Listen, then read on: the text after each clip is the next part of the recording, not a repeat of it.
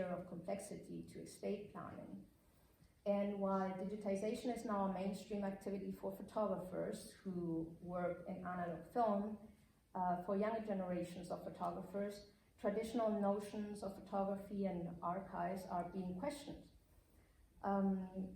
As well, the web has become, of course, a common channel for immediate access and dissemination of photographic work.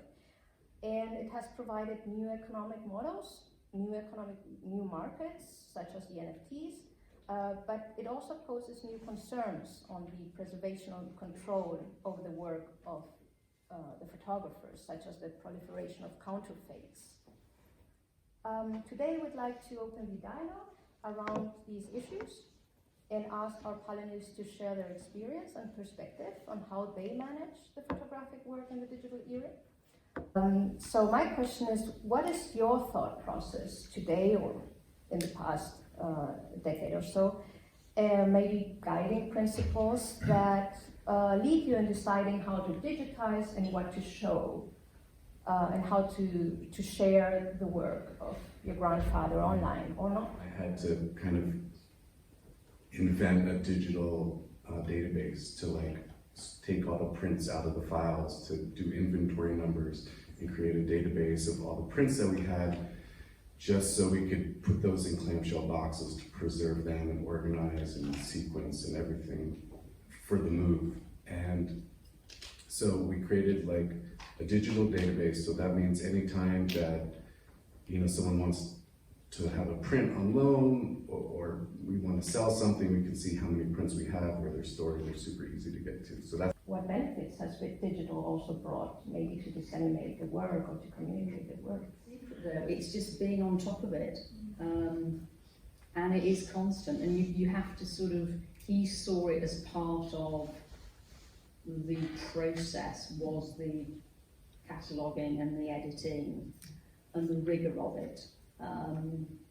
There was an organisational aspect to it that was part of the work. From your experience, what advice do you give artists on how to ensure that the work is represented as they originally intended, or at least that there is enough material and enough information to, in the future, respect that intention of the artist or represent the work in the original context? Well, I would say from the estate planning point of view, so planning ahead, especially while the artist is still alive, the most powerful way of recording your intent is to make a will. And so that needs to have explicit instructions of what you want to happen to your work. And for instance, in the UK, there's also something called a letter of wishes. So that's basically a non-binding document where you can record somewhat detail for the people who will later on administer your estate. And what any advisor would then ask you about is, first of all, think about your work and think about your aims.